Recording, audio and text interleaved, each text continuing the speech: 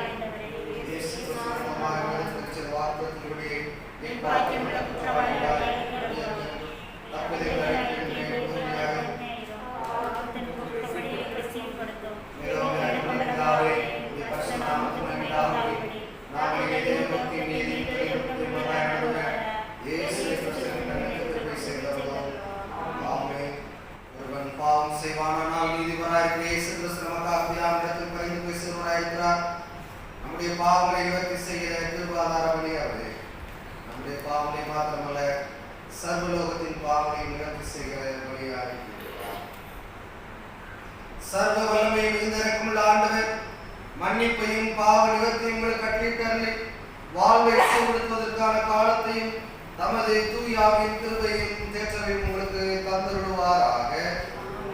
சபையார் வருவோம். இந்த நாளுக்குரிய திருமறை பாடத்தை நாம் படிக்க கேட்போம். லூக்கா என்பவர் எழுதிய நற்செய்தி நூல் 8ஆம் அதிகாரம் 43ஆம் வசனத்திலிருந்து 48ஆம் வசனம்.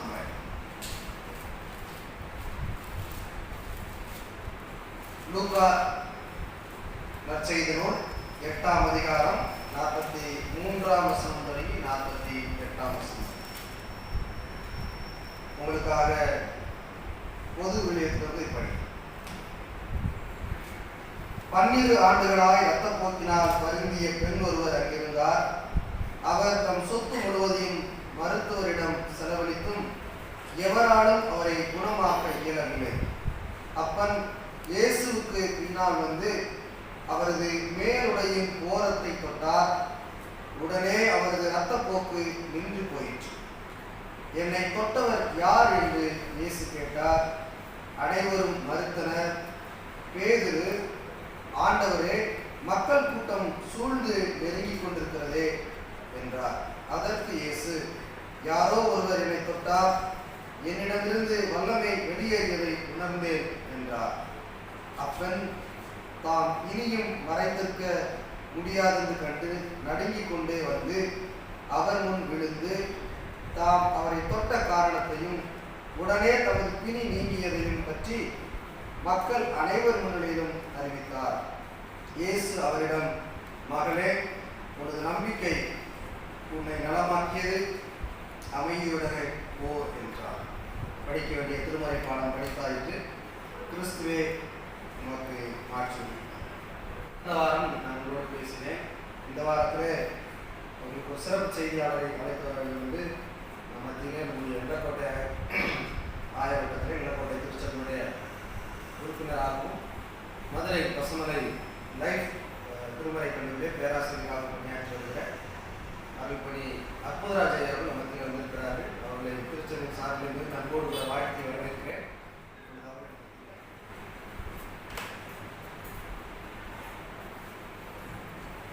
கிறிஸ்துவுக்குள் பிரியமான அன்பான ஆயர்களுக்கும் அவர் ஆயரோடு இணைந்து பணியாற்றுகின்ற அனைத்து ஊர்களுடைய பிரதிநிதிகளுக்கும் வழிபாட்டில் பங்கேற்றிருக்கின்ற இறைமக்களாக இருக்கிற அனைவருக்கும் ஆண்டவராகிய இயேசு கிறிஸ்துவின் திருப்பெயராக வாழ்த்துக்களை, ஸ்தோத்திரங்களை தெரிவித்துக் கொள்கிறேன்.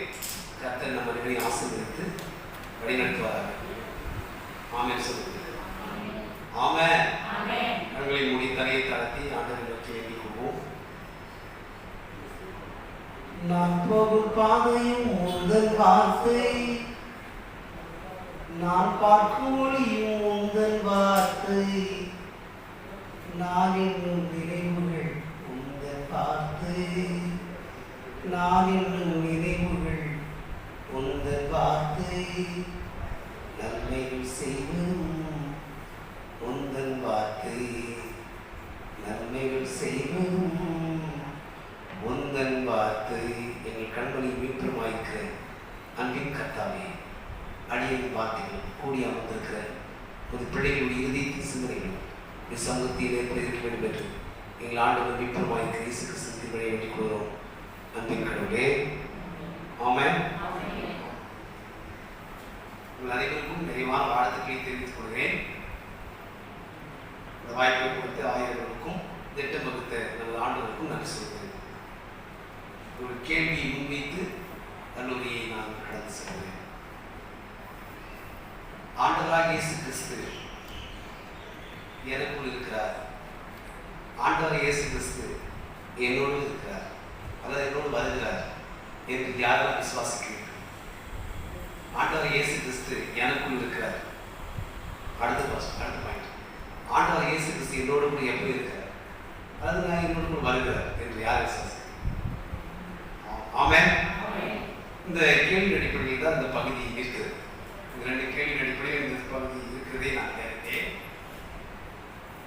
ஏனெனில் ஆண்டவராகிய இயேசு கிறிஸ்துவின் மூலமாக ஆண்டவராகிய இயேசு கிறிஸ்துவுக்கு எதிராக எந்த ஒரு நோயும் எந்த ஒரு பிணிகளும் எந்த ஒரு விதமான கட்டுகளும் நிற்காது, நிர்மூலமாக்கப்படும், தோல்வி அடையும், எதுவும் அணுகாது என்பதுதான் விசுவாசம்.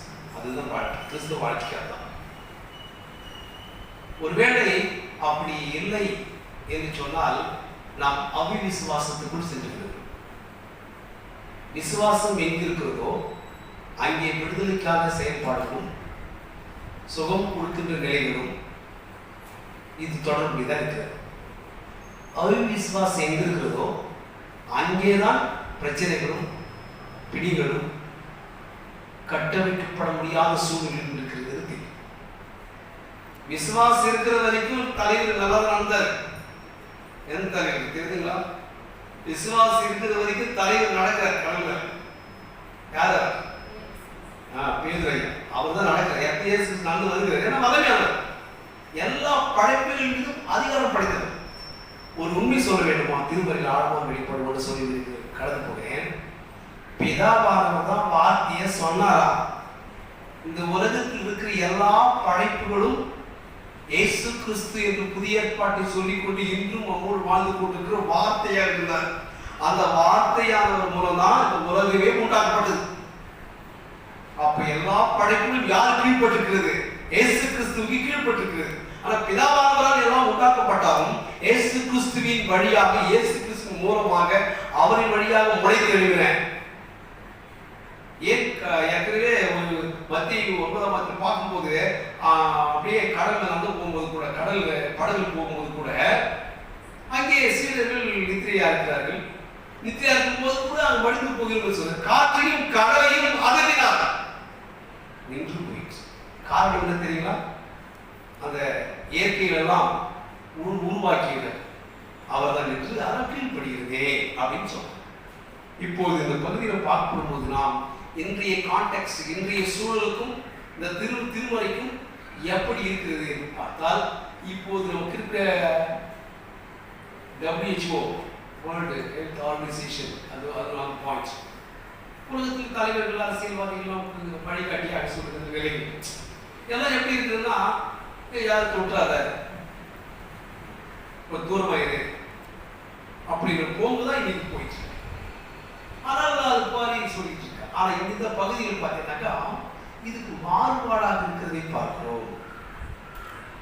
12 வருஷமா பெரும்பாலான ஒரு ஸ்திரீ இருக்காங்க. அவளை பற்றி சொல்லும்போது 44 வசனம் படிப்பார். 44 அவருக்கு பின்னாக வந்து அவருடைய வஸ்திரத்தின் ஓரத்தை தொட்டால் உடனே அவருடைய பெரும்பால் நின்று போயிற்று. பாருங்க, ஒரே வசனம் தான். அந்த அம்மாவை பத்தி 3 கேரக்டர். வந்தால் தொட்டால் சுகமானார். இந்த 44 பாருங்க, வந்தால் தொட்டால் சுகமானார். அது பாருங்க, பின்னாக வந்து அப்படின்னா வந்தார், பின்னாக வந்துன்னு போட்டுக்கலாம், வந்தார். அதுக்கடுத்து அவரிடம் வஸ்திரத்தின் ஓரத்தை தொட்டார். அதுக்கடுத்து பெரும்பாலே ஒரே ஒரு வசனம் தான். 3 விதமான நிலைகள் காணப்படுகிறது. நம்முடைய வாழ்க்கையில் அந்த அம்மா வந்தாங்க. அந்த அம்மா வந்து அந்த அம்மா பத்தி ஒரு விசேஷமான ஒரு சான்றிதழ், ஒரு சிறப்பான சான்றிதழை அந்த அம்மா பற்றி இயேசுவானவர் சொல்றார். அந்த அம்மா வந்தால் தொட்டால் சுகமானார். ஆனால் இயேசு 45-46 ஒரு 3 நிலையை பார்க்கிறார். இயேசு கிறிஸ்துவுக்கு 3 பாயிண்ட்ஸ். கேட்டார், அறிந்தார், சொன்னார். கேட்டார், அறிந்தார், சொன்னார். முதலாவது வந்தால் தொட்டால் சுகமானார். அந்த அம்மா மேட்ட தனி கேட்டகரி. இயேசு கிறிஸ்துவுக்கு அடுத்தவர் 45 பாருங்க. 45 அப்பொழுது இயேசு என்னை தொட்டது யார் என்று கேட்டார். அப்போ இயேசு என்னை தொட்டது யார் என்று கேட்கிறார். 46 வாசிங்க. அதற்கு இயேசு என்னிலிருந்து வல்லமை புறப்பட்டதை அறிந்திருக்கிறேன். உணர்ந்தார், அறிந்தார். இங்க அறிகிறவராக இருக்கிறார். அதுக்கடுத்து 48 அவனை பார்த்து, மகளே, இதற்குள் உன் விசுவாசம் உன்னை ரட்சித்தது, சமாதானத்தோட போ என்றார். என்றார்னா சொன்னார். சோ இயேசு கிறிஸ்துவுக்கு 3 விதமான பாயிண்ட் கொடுக்கப்பட்டிருக்கிறது. ஒரு பாயிண்ட் கேட்டார், 2வது பாயிண்ட் அறிந்தார், 3வது பாயிண்ட் சொன்னார். 3 வருகிறது. ஆனால் அந்த அம்மா இப்படிப்பட்ட இயேசு கிறிஸ்து இப்படியாக என்னை தொட்டது யார் என்று சொல்கிறார் போது, இன்றைக்கு இருக்கிற ஒரு சூழல், பயம், அச்சம், என்ன ஆகுமோ, ஏக்கம், என்னென்னோ விஷயம் கொடுக்குறது. அதை நீ பார்க்கும் போது என்னை தொட்டது யார் என்று சொல்லும்போது என்ன புறப்பட்டது? அவங்க ஒரு அழகான ஒரு ஒரு உரையாடல் கிறிஸ்டியர்கள் பற்றி நடக்குது. பேதுரு சொல்றாரு, இவ்வளவு கூட்டம் போத கூட்டம் போனா ஷோல்டர் வராயாதா, கை படாதா, கால் மிதிக்கப்படாதா? ஒரு கூட்டமா போறாங்க, ஒரு நிறைய பேர் போனாக்க கட்டாயம் கைப்படும், கால் மிதிக்கப்படும் செய்யும். அதுதான் சொல்றாரு ஆண்டவரே. 45 பிற்பகுதி ஐயரே சரி ஐயரே, திரளான ஜனங்கள் உம்மை சூழ்ந்து நெருங்கிக் கொண்டிருக்கிறார்களே, என்னை கேட்டது யார் என்று எப்படி கேட்டீர்கள் என்றார்கள். நியாயமா அப்படின்னு அப்படிதான் கணக்கு. இதுல போய் தொட்டுதான் கேட்கறீங்களே, கூட்டு கூட்டமா போத அப்படின்னு சொல்றாரு.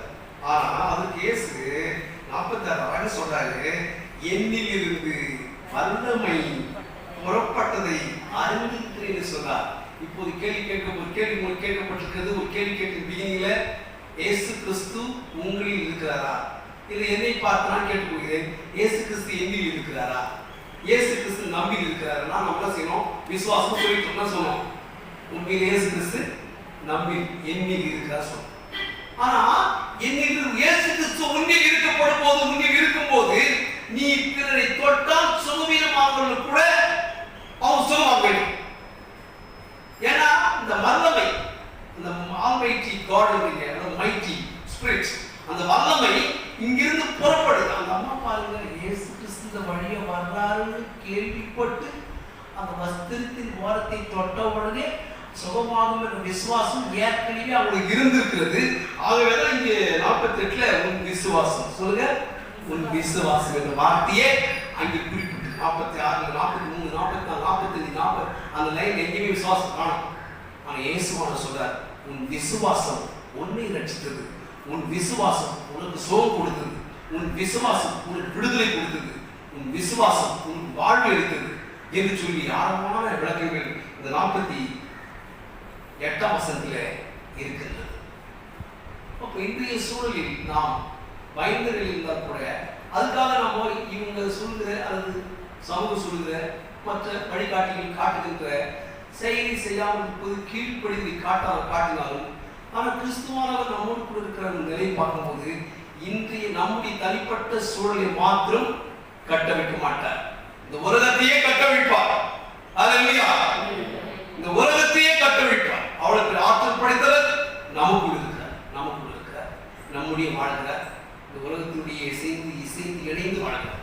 அவர்கிட்ட பேசுவார், இப்படி பெரிய மாற்றம் கொடுக்கிறார். ஒரு உதாரணம் சொல்லி முடிக்கிறேன். கெமிஸ்ட்ரி அப்படின்னு ஒரு பாடம் இருக்கு, வேதியியல் துறையில். அந்த வேதியியல் துறையில ஒரு ரியாக்ஷன் வரும். அந்த ரியாக்ஷன் பேரு இர்ரிவர்சிபிள் ரியாக்ஷன் அப்படின்னு ஒரு ரியாக்ஷன். இர்ரிவர்சிபிள் ரியாக்ஷனாக்கா மீள்வினை கொள்வினை இந்த மாதிரி இங்கிட்டு ஒரு அம்புரி போய் அங்கே ஒரு நடக்கும். அதே பொருளை மொழி ரியாக்ஷன் மொழி பண்ணோம், அங்க இருக்குது முன்னாடி என்ன போட்டி அது காட்டும், என்ன பொருள் ஆச்சோ அந்த பொருளை மொழி விலை கொடுப்போம், அந்த அதே பொருள் காட்டும். அது கோடி இப்படியும் போகும் இப்படியும். ஸோ ரெண்டு அப்படி இதில் பட்டு தெரியுதுனாக்கா அந்த மாதிரி ஒரு ரியாக்ஷன் இங்கே நடக்குது. அந்த அம்மா பாவத்தினால சிக்காகி போறாங்க, இயேசு கிறிஸ்து தொடுறாங்க. அந்த இயேசு கிறிஸ்து வல்லமை அனுப்பி அந்த அம்மா சுகமாகறாங்க. சுகவீனமாய் சேர்ந்தவர் இயேசுவின் ஆற்றல் வந்து சுகப்படுத்துகின்ற ஒரு அடியான ஒரு பூரணமான பெண்ணாக இருக்கு பார்க்கிறோம். நம்முடைய வாழ்க்கையில இது போல நம்மை அண்டி வருகிறவர்களுக்கு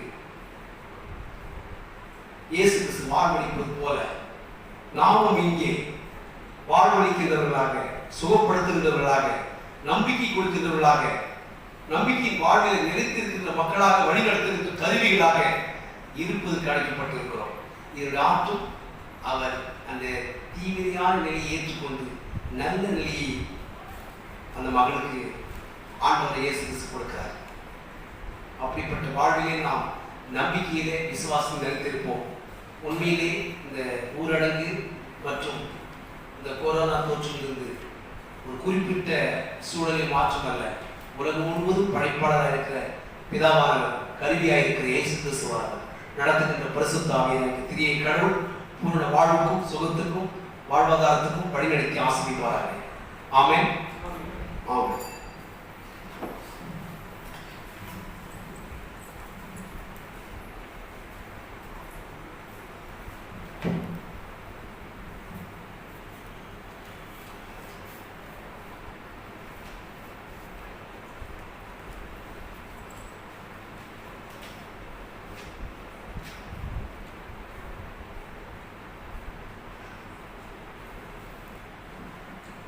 நமக்கு அவருடைய வார்த்தையை பகிர்ந்து கொள்ள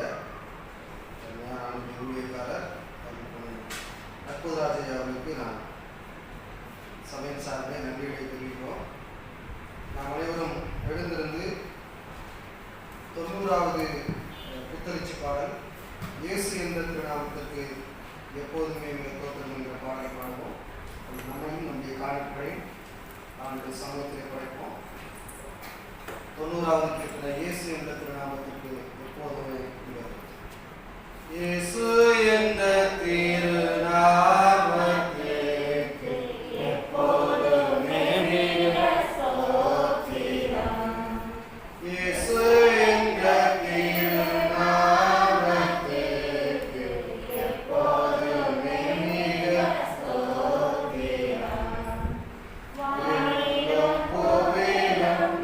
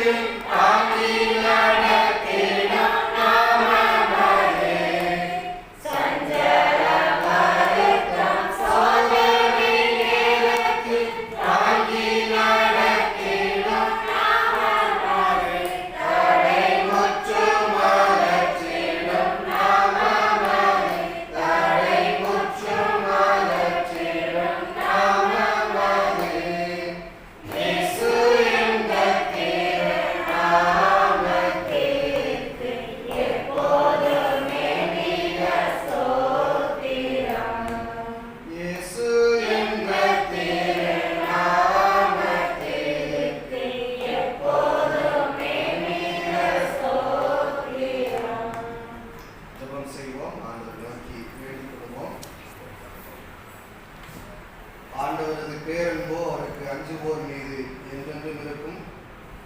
அவரது நீதியோ அவர்களின் பிள்ளைகளின் மீதும் இருக்கும். திக்கற்றவர்களின் வேண்டுதலுக்கு அவர் செவி கொடுப்பார். அவர்களின் மன்றாட்டை அவமதியார். எல்லா காலங்களிலும் எங்களோடு கூட இருந்து எங்களை பாதுகாத்து பராமரிக்கிற எங்கள் நல்ல கடவுளே, இந்த நாளிலும் மீண்டுமாக உம்மை ஏற்றுக்கொண்ட மக்களாகிய நாங்கள் எதிர் சமூகத்திலே வந்து கூடி வர ஆண்டவர் துணை செய்தி செலுத்துகிறோம். நம்முடைய வார்த்தைகளை கேட்டு நாங்கள் ஆறுதலுடைய நம்பிக்கை பெற எங்களுக்கு உதவி செய்திருக்கிறீர். தேவையோடு இருக்கிற எங்களை ஆண்டவர் கண்டு எங்கள் வாழ்விலே மாற்றத்தை நடப்பிக்கிறவராக இருக்கிறீர். அதற்காக நன்றி செலுத்துகிறோம். குறிப்பாக இந்த வழிபாட்டிலே கலந்து கொண்டு உடைய வார்த்தையை பகிர்ந்து கொண்ட உம்முடைய ஊழியக்காரருக்காக நாங்கள் ஜெபிக்கிறோம். ஆண்டவர் மட்டும் அவரை பாதுகாத்து பராமரித்து பல்வேறு நிலைமைகளிலே மக்களுக்கு பயன்படுத்தி வருகிறேன். ஸ்தோத்திரம். இன்னும் தேவையான நன்மைகளை தாரும். ஊழியத்தின் வழியாக அநேக பயன்பெற உதவி செய்ய வேண்டும் என்று நாங்கள் வேண்டுகிறோம். இந்த வழிபாட்டிலே பங்கு வருகிற எங்களுடைய திருச்சபை மக்கள் ஒவ்வொருவருடைய கருத்துக்களாக தருகிறோம். எத்தனையோ பேருக்கு கிடைக்கக்கூடாத அரிய வாய்ப்பை உங்களுக்கு தந்து மீண்டும் உடைய ஆலயத்திலே கூடி வர ஆண்டு கிருபை செய்ததற்கு நன்றி செலுத்துகிறோம். உண்மையாய் கற்றுக்கொள்கிற மக்களாக நாங்கள் வாழ்விலே நடக்க உண்மை தொழுது கொள்வதிலே நாங்கள் இன்னும் ஆர்வத்தோடு எங்களை ஈடுபடுத்திக் கொள்ள துணை செய்ய வேண்டும் என்று நாங்கள் கொண்டாடுறோம். இந்த இடத்திலிருந்து யாரெல்லாம் தங்களுடைய சொந்த தேவைகளுக்காக, குடும்பத்தின் ஆசீர்வாதங்களுக்காக, நண்பர்களுக்காக, உறவினர்களுக்காக வேண்டிக் கொள்கிறார்களோ உடைய விண்ணப்பங்கள் வேண்டுதலுக்கு இந்த செவிகள் திறந்திருக்கட்டும். ஏற்ற பதிலை தந்து ஆண்டவர் இன்னும் அவருடைய நம்பிக்கையின் பாதையை நடத்த வேண்டும் என்று நாங்கள் கொண்டாடுறோம். நாங்கள் சார்ந்திருக்கிற இந்திய திருநாட்டிற்காக, இந்திய திருநாட்டை ஆளுகை செய்கிற ஆட்சியாளர்களுக்காக ஜெபிக்கிறோம். இந்த கொரோனா தொற்று காலங்களிலும் மக்களுக்கு தேவையான நல்ல திட்டங்களை செய்து மக்களுடைய உயிர்களை காப்பாற்ற ஆட்சியாளர்களுக்கும் அரசு அதிகாரிகளுக்கும் நல்ல ஞானத்தை, அறிவை கட்டிடும்படியாக நாங்கள் ஜெபிக்கிறோம். ஆண்டவரை குறிப்பாக ஒவ்வொரு நாளும் நோய் தொற்றுடைய எண்ணிக்கை அதிகரித்துக் கொண்டிருப்பதை நாங்கள் அறிகிறோம். ஆனாலும் கிருபையாய் நீர்களை பாதுகாத்து வருகிறேன். நன்றி செலுத்துகிறோம். எங்களுக்கு நெருக்கமானவர்கள், எங்களுக்கு அறிமுகமானவர்கள் ஒரு சிலர் இந்த கொரோனா தொற்றுக்கு பாதிப்புக்குள்ளாகி மரணத்தையும் சந்திக்க நேரிட்டிருப்பதை அறிந்து நாங்கள் அவர்களுக்காக வேண்டுதல் செய்கிறோம். அவருடைய ஆன்ம இழைப்பாளர்களுக்காக வேண்டுகிறோம். அவர்களை இழந்து தவிக்கிற குடும்பத்தாருக்கு ஆறுதல் தர வேண்டும் என்று நாங்கள் வேண்டுகிறோம். எங்களுடைய ஆண்டவரே, இந்த கொரோனா தொற்று ஒழிப்பிலே தங்களை முன்னிலை பணியாளர்களாக பயன்படுத்தி நிற்கின்ற அருமையான மருத்துவர்கள், செவிலியர்கள், தூய்மை பணியாளர்கள், காவல்துறை நண்பர்கள், வருவாய்த்துறை அலுவலர்கள், ஆட்சியாளர்கள் என ஒவ்வொருவரையும் நினைத்து அவர்களுக்காக வேண்டுதல் செய்கிறோம். ஆண்டவர்களுக்கு வேண்டிய பாதுகாப்பையும் நல்லதொரு அரணாக இருந்து அவங்களை பாதுகாக்க வழிநடத்த வேண்டும் என்று நாங்கள் வேண்டுகிறோம். விரைவிலேயே இந்த கொரோனா தொற்றுக்கு நல்ல மருந்து கண்டுபிடிக்கப்பட்டு மக்கள் இயல்பு நிலைக்கு திரும்ப எங்களை போன்றவர்கள் மீண்டுமாக உடைய ஆலயத்திலே சுதந்திரமாக உண்மை தொழுது கொள்ள, தடையின்றி நாங்கள் உண்மை ஆராதிக்க எங்களுக்கு வாய்ப்பை தர வேண்டும் என்று நாங்கள் வேண்டுகிறோம். நாங்கள் சார்ந்திருக்கின்ற தென்னிந்திய திருச்சபைக்காக, திருச்சபையினுடைய பிரதமர் பேராயர் உள்ளிட்ட அனைத்து பேராயர்களுக்காக நாங்கள் வேண்டிக் கொள்கிறோம். அதிலும் சிறப்பாக நாங்கள் சார்ந்திருக்கிற மதுரை ராமநாதபுரம் பேராயத்திற்காக, எங்களுடைய பேராயர் ஐயாவுக்காக, முதன்மை பணியாளர்களுக்காக நாங்கள் வேண்டுதல் செய்கிறோம். ஒவ்வொருவரும் தன்னுடைய கடமைகளை உணர்ந்து இந்த காலங்களிலே சிறப்பாய் பணியாற்ற ஆயர்களையும் இறை மக்களையும் நேர்த்தியான பாதையிலே கொண்டு செல்ல ஆண்டவர் துணை செய்ய வேண்டும் என்று நாங்கள் வேண்டுகிறோம். ஆயர்களுக்காக ஒவ்வொரு கிராம திருச்சபைகளிலே மிக கடினமான சூழலிலே வழிபாடை நடத்துகின்ற ஒவ்வொரு ஆயர்களுக்காக நாங்கள் வேண்டுதல் செய்கிறோம். அவர்கள் பாதுகாப்பை கட்டளையிடும் அரசு சொல்லுகிற அனைத்து விதிமுறைகளையும் பின்பற்றி மக்களுக்கு தேவையான ஆன்மீக தேவையை நிறைவு செய்ய துணை செய்ய வேண்டும் என்று நாங்கள் வேண்டுகிறோம். நாங்கள் சார்ந்திருக்கிற நிலக்கோட்டை ஆயப்பட்டத்திற்காக, நிலக்கோட்டை, சீக்குவார்பட்டி, ஈகோயில்பட்டி, சங்கபுரம் திருச்சபைகளுக்காக வேண்டுகிறோம். இதில் இருக்கின்ற அனைத்து விசுவாசிகளுக்கும் ஆண்டவர் போதுமானவராக இருந்து பாதுகாத்துக் கொள்ளும், தேவைகளை சந்தியும். மிகவும் சிறப்பாக சாண்டலபுரம் திருச்சபையாருக்காக வேண்டுதல் செய்கிறோம். கொரோனா தொற்று காலங்களிலே ஊரடங்கு நேரத்திலே உங்களை ஆண்டவர் போஷித்திருக்கிறீர், உங்களை பாதுகாத்திருக்கிறீர், பராமரித்திருக்கிறீர். நன்றி செலுத்துகிறோம். இப்படிப்பட்ட நன்மைகளை உணர்ந்தவர்களாக, நன்றியுடைய மக்களாக தொடர்ந்து உங்களை தேட, உண்மை மீதான அன்பிலை நிலைத்திருக்க இவர்களுக்கு துணை செய்ய வேண்டும் என்று நாங்கள் மன்றாடுகிறோம். இந்த நாளில் கலந்து கொள்ள முயற்சித்து இந்த வழிபாட்டை பங்கு பெற இயலாத சூழலில் இருக்கிற மக்களுக்காக வேண்டுதல் செய்கிறோம். அவர்களையும் ஆண்டவர் ஆசீர்வதியும். வருகிற நாட்களிலே இப்படிப்பட்ட வழிபாடுகளை தங்களை இணைத்துக் கொள்ள, உம்முடைய ஆசீர்வாதத்தை பெற்றுக்கொள்ள ஆண்டவர் கிருபைதான். வந்திருக்கிற ஒவ்வொருவரையும் மீண்டுமாக ஆசீர்வதித்து அனுப்புகிறோம். உம்முடைய மாறாத அன்பு இவர்களோடு கூட இருக்கட்டும். மீண்டும் நாங்கள் ஒருவரை சந்திக்கும் வரையும் எங்களை தாங்கி வழிநடத்த வேண்டும் என்று நாங்கள் வேண்டும். இப்போ இயேசு கிறிஸ்து வழியாக வேண்டிக் கொள்கிறோம். எங்கள் அன்பு நிறைந்த சேர்ந்து சொல்லுவோம். பரமண்டலங்களிலே